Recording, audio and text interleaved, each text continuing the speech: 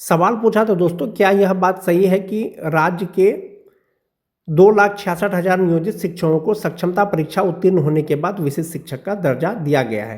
यानी जो परीक्षा पास किए हैं सक्षमता परीक्षा, उनको विशिष्ट शिक्षक यानी राज्यकर्मी का दर्जा दिया गया है। क्या यह बात सही है कि उक्त विशिष्ट शिक्षकों को प्रशिक्षित शिक्षक के रूप में किए गए कार्य अवधि की तिथि से सेवा निरंतरता का आर्थिक लाभ नहीं दिया जा रहा है? यानी कि जो प्रशिक्षित वेतनमान है उसकी तिथि से उनको सेवा निरंतरता नहीं दिया जा रहा है। जो तीसरा सवाल था दोस्तों, यदि उपर्युक्त खंडों के उत्तर स्वीकारात्मक है तो क्या सरकार विशिष्ट शिक्षकों को प्रशिक्षित शिक्षक के रूप में किए गए कार्य अवधि की तिथि से सेवा निरंतरता का आर्थिक लाभ देने का विचार रखती है? यदि हाँ तो कब तक, नहीं तो क्यों नहीं? तो माननीय शिक्षा मंत्री के द्वारा जो जवाब दिया गया था दोस्तों कि वस्तु स्थिति यह है कि बिहार विद्यालय विशिष्ट शिक्षक नियमावली 2023 के नियम 8.1 के तहत विशिष्ट शिक्षकों को वेतन संरक्षण का लाभ दिया गया है। साथ ही विभागीय आदेश के संख्या 4207 दिनांक 22 नवंबर 2025 के द्वारा विशिष्ट शिक्षकों को प्रोन्नति हेतु स्थानीय निकाय अंतर्गत प्रशिक्षित शिक्षक के रूप में किए गए कार्य अवधि की गणना करने का भी प्रावधान किया गया है। यानी कि 22 नवंबर को जो पत्र आया था दोस्तों, इसमें स्पष्ट किया गया है कि जो सेवा का गणना है वो किया जाएगा, लेकिन किस में किया जाएगा? वो किया जाएगा आपके प्रोन्नति में, प्रमोशन में। जैसा कि आप देख पा रहे होंगे दोस्तों, जो विशिष्ट शिक्षक नियमावली का जो पॉइंट 8 है, इसमें यह है कि विशिष्ट शिक्षक स्थानीय निकाय नियमावली 2020 के तहत उन्हें वेतन संरक्षण का लाभ दिया जाएगा और सभी शिक्षकों को वेतन संरक्षण का लाभ देते हुए वेतन निर्धारण भी कर दिया गया है। विभाग ने आदेश दिया है कि अब बीपीएससी शिक्षकों को भी वेतन संरक्षण का लाभ दिया जाएगा, उनकी प्रक्रिया भी शुरू कर दी गई है। इसके अतिरिक्त जो भी राज्य सरकार का डीए होता है, एचआरए होता है, वो दिया जाएगा। और विशिष्ट शिक्षक और बीपीएससी शिक्षक जो राज्यकर्मी शिक्षक हैं उनके लिए एक फिटमेंट मैट्रिक्स टेबल जारी किया है दोस्तों शिक्षा विभाग ने, उसी के अनुरूप उनको वेतन दिया जा रहा है और आने वाले समय में भी दिया जाएगा, जब तक कि 7th पे या 8th पे के अनुसार जो है उनका पे स्ट्रक्चर नहीं बनता है। फिलहाल जो नियमावली में आपका फिटमेंट मैट्रिक्स टेबल है उसी के अनुसार आपको जो है वेतन मिलेगा, चाहे वो विशिष्ट शिक्षक हो चाहे वो बीपीएससी शिक्षक हो। दूसरा चीज़, आपकी जो सेवा की गणना की जा रही है वो पॉइंट नंबर 9 के लिए किया जा रहा है। बीपीएससी शिक्षक नियमावली हो या विशिष्ट शिक्षक नियमावली हो, दोनों प्रकार के नियमावली में यह प्रावधान है कि 1 to 5 के जो विशिष्ट शिक्षक हैं 6 to 8 के विशिष्ट शिक्षक बनेंगे प्रोन्नति के बाद। जो 6 to 8 के विशिष्ट शिक्षक हैं 6 to 8 के वरीय विशिष्ट शिक्षक बनेंगे प्रोन्नति के बाद। जो 9-10 के विशिष्ट शिक्षक हैं वो 11-12 के विशिष्ट शिक्षक बनेंगे प्रोन्नति के बाद। और 11-12 के जो शिक्षक हैं 11-12 के वरीय विशिष्ट शिक्षक बनेंगे प्रोन्नति के बाद। सेम प्रोसेस दोस्तों बीपीएससी शिक्षकों में भी है, बीपीएससी शिक्षक नियमावली में भी सेम पॉइंट है। तो जो 1 to 5 के शिक्षक का प्रमोशन होगा 6 to 8 में वो उपलब्ध रिक्तियों के अनुसार होगा। जो 6 to 8 का होगा वरीय शिक्षक बनेंगे वो अपने ही पद पे बनेंगे। दूसरा चीज़ है दोस्तों जो 9-10 के शिक्षक हैं अगर रिक्ति रहेगा तब होगा, जो 11-12 के हैं वो अपने ही स्थान पर बनेंगे। ये सब प्रोन्नति के लिए दोस्तों जो नियमावली में प्रक्रिया है वो है 8 वर्ष के बाद, यानी लगातार 8 वर्ष के सेवा के बाद जो है उनका प्रोन्नति होगा। आप मान जाइए कि 1 जनवरी 2025 को जो शिक्षक योगदान किए हैं विशिष्ट शिक्षक के रूप में, यदि नियमावली के अनुसार जो पहले दिया गया था यदि उनका प्रोन्नति होगा, प्रमोशन होगा, तो वो 1 जनवरी 2033 को प्रमोशन के योग्य होंगे या प्रोन्नति के योग्य होंगे। विभाग ने अब इसे संशोधन कर दिया है। माननीय शिक्षा मंत्री के द्वारा लिखित जवाब भी दिया गया है कि जो भी विशिष्ट शिक्षक जो है स्थानीय निकाय के रूप में नियोजित शिक्षक के रूप में जो कार्य किए हैं उनका कार्य का गणना किया जाएगा। यानी 8 वर्ष सेवा आप जोड़ लीजिए कि प्रशिक्षित वेतनमान की तिथि से यदि आज के डेट में आपका 8 वर्ष हो गया है तो आपका प्रमोशन हो जाएगा। यानी बेसिक ग्रेड के अगर शिक्षक हैं तो स्नातक ग्रेड के शिक्षक हो जाएंगे। सिर्फ और सिर्फ ये मान के चले कि जो टीटी पास शिक्षक हैं और जो छठा पेज वाले शिक्षक हैं सिर्फ वही प्रमोशन के योग्य नहीं है। बाकी जो प्रशिक्षित वेतनमान की तिथि से जो आपका सेवा का गणना है वो गिना जाएगा। 8 वर्ष जब आपका पूर जाएगा आपका प्रमोशन किया जाएगा। एक ये चीज हो गया। नियमावली में एक चीज और स्पष्ट किया गया था दोस्तों, अधिकार के रूप में किसी भी प्रोन्नति का दावा नहीं किया जा सकता है। सभी प्रोन्नति उपलब्ध रिक्तियों के अधीन होगी और विभागीय नीतियों को ध्यान में रखते हुए किया जाएगा। इसके लिए सभी प्रोन्नति विभाग की प्रचलित नीति के अनुसार की जाएगी और अपेक्षित योग्यता सहित पात्रता के अधीन होगी। ये जो अपेक्षित योग्यता है दोस्तों ये बहुत इंपॉर्टेंट चीज है। जो 1 to 5 के शिक्षक हैं इनके लिए जो योग्यता है वो इंटर है प्लस आपका ट्रेनिंग हो गया, टीटी हो गया या दक्षता हो गया, ये हो गया। अब जो 6 to 8 के शिक्षक हैं उनके लिए जो योग्यता है, आपको ग्रेजुएट होना चाहिए, स्नातक होना चाहिए, साथ ही साथ जो आपको ट्रेंड होना चाहिए और टीईटी या बीटेड या दक्षता पास होना चाहिए। अब आप 1 to 5 के शिक्षक हैं, इंटर बेसिस पर आपकी बहाली हुई है, आपकी सेवा का 8 साल हो गया है, अब आप प्रमोशन लेना चाहते हैं लेकिन आप स्नातक नहीं हैं तो आपका प्रमोशन नहीं होगा, क्योंकि नियमावली में दिया गया है कि अपेक्षित योग्यता यानी कि 6 to 8 का टीचर बनने के लिए जो योग्यता होना चाहिए वो योग्यता रहेगा तो आपका 1 to 5 से 6 to 8 में प्रमोशन होगा। 9-10 से जो 11-12 के में आपका जो प्रमोशन होगा, योग्यता होगा तो आपका प्रमोशन होगा अथवा नहीं होगा। जो 9-10 का शिक्षक बनने के लिए जो योग्यता है दोस्तों, वो आपको ग्रेजुएट होना चाहिए, साथ ही साथ बीएड होना चाहिए, साथ ही साथ एस्टेट पास होना चाहिए। जबकि 11-12 का शिक्षक बनने के लिए आपको पीजी होना चाहिए या समकक्ष एमए होना चाहिए, साथ ही साथ बीएड होना चाहिए, साथ ही साथ संबंधित विषय में आपको जो है एस्टेट भी पास होना चाहिए, तब आपका प्रमोशन होगा। तो अपेक्षित योग्यता का मतलब यही हो गया दोस्तों, जो एसेंशियल क्वालिफिकेशन है वो आपके पास होना चाहिए। आपका प्रशिक्षित वेतनमान की तिथि से आपका सेवा का गणना किया जाएगा। अब हम लोग वेतन का बात करते हैं दोस्तों, तो उस पे जो है पे इंडेक्स भी आता है और नियोजित शिक्षक और विशिष्ट शिक्षक का भी बात आता है। और जहाँ तक बात नियोजित शिक्षकों का वेतन का है या विशिष्ट शिक्षकों के वेतन का है, तो आप सभी जानते हैं दोस्तों 2003 से लेकर के 2022 तक अलग अलग फेज में जो है शिक्षकों की बहाली हुई थी, स्थानीय निकाय शिक्षकों को यानी नियोजित शिक्षकों की।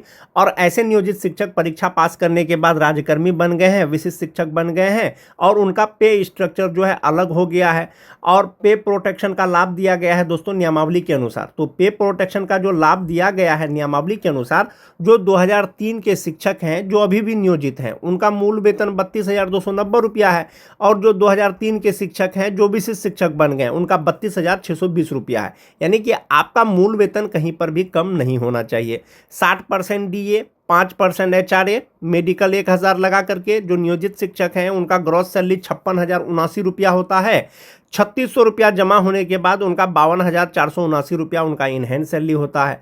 और जो नियोजित शिक्षक विशिष्ट शिक्षक बन गए हैं 60% डीए, 5% एचआरए, 1,000 मेडिकल लगा करके ग्रॉस सैलरी 62,100 रुपया होता है। 12,526 रुपया उनका जो है एनपीएस अकाउंट में जमा होने के बाद जो इनहैंस सैलरी होता है वो 49,574 रुपया होता है। तो आपको यहाँ पर इनहैंस सैलरी में कुछ डिफरेंस लग रहा होगा, लेकिन आप यहाँ ग्रॉस सैलरी देखें, जो विशिष्ट हैं 2003 के उनका 62,100 रुपया सैलरी है, जबकि जो अभी भी नियोजित हैं उनका 56,079 रुपया सैलरी है। उसी तरह से अलग अलग साल का दोस्तों अलग अलग शिक्षकों का अलग अलग वेतन है। जो 2006 के नियोजित शिक्षक हैं मूल वेतन 31,340 रुपया, 60% डीए, 5% एचआरए, 1,000 मेडिकल और 3,600 रुपया उनका जो है ईपीएफ अकाउंट में जमा होता है। ग्रॉस सैलरी 54,511 रुपया, इनहैंस सैलरी 50,911 रुपया। जो विशिष्ट बन गए हैं 31,670 रुपया उनका बेसिक पे हुआ। 60% डीए, 5% एचआरए, मेडिकल लगा करके जो ग्रॉस सैलरी होता है वो 60,320 रुपया होता है।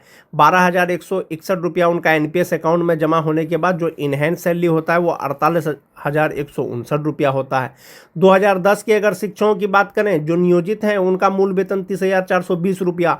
अब जब आप वर्तमान डीए उसमें जोड़ेंगे, एचआरए, मेडिकल जोड़ेंगे तो उनका ग्रॉस सैलरी हो जाएगा 52,993 रुपया।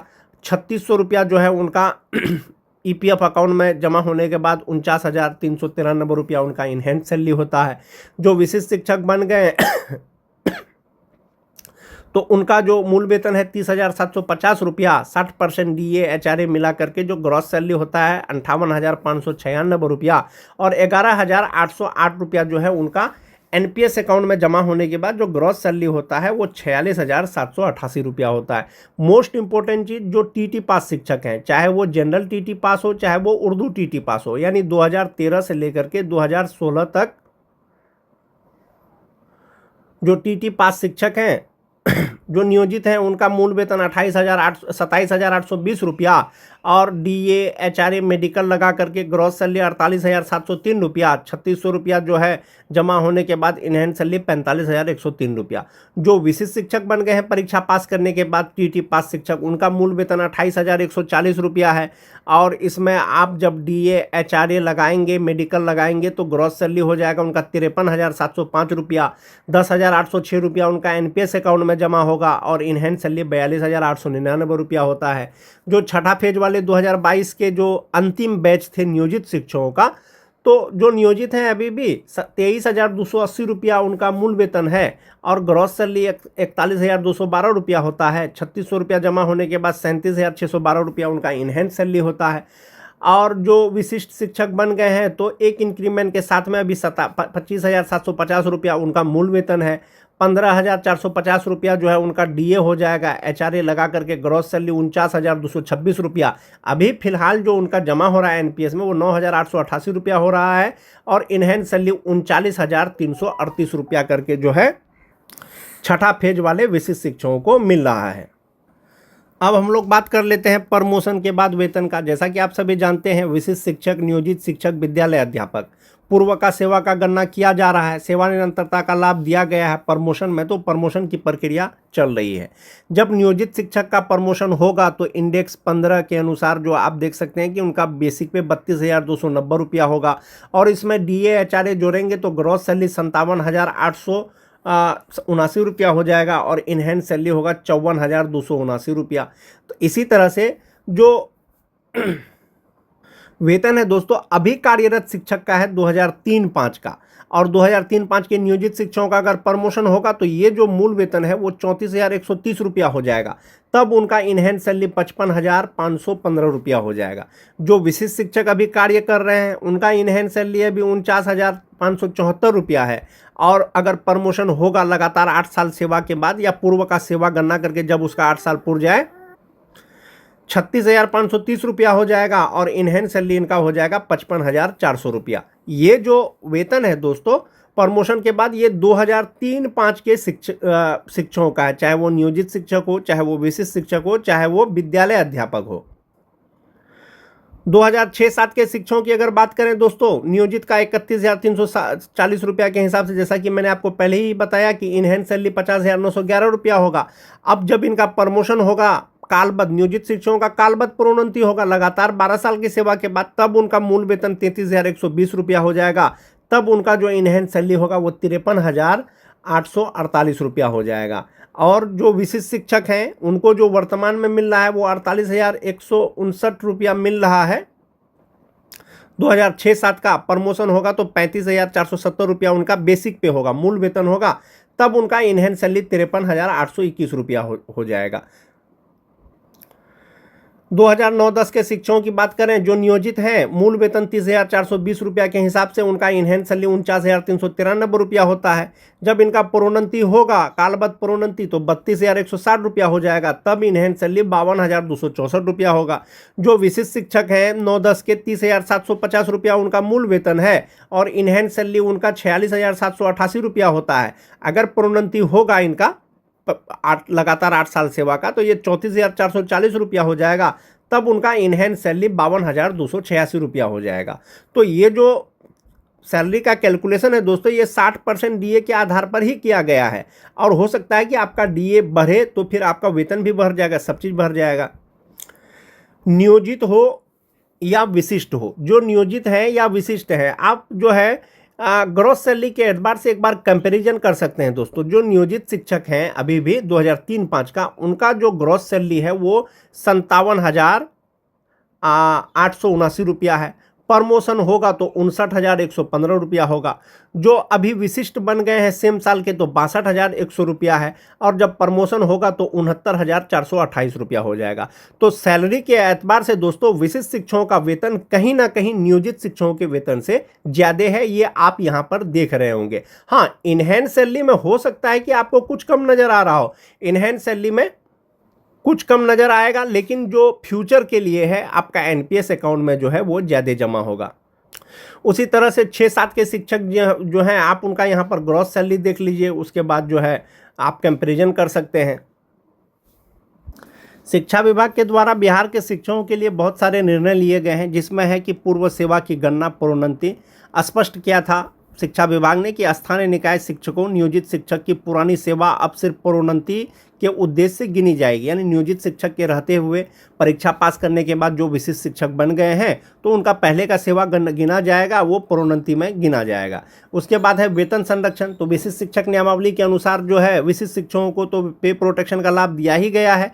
साथ ही साथ इसमें कहा गया है कि पहले केवल विशिष्ट शिक्षक को ये लाभ प्राप्त था पे प्रोटेक्शन का, अब विद्यालय अध्यापक व प्रधान शिक्षक या प्रधानाध्यापक को भी जो है पे प्रोटेक्शन का लाभ दिया जाएगा। प्रोन्नति पद परिवर्तन पर यदि नया वेतन कम हो तो पुराना उच्च वेतन जो है सुरक्षित रहेगा।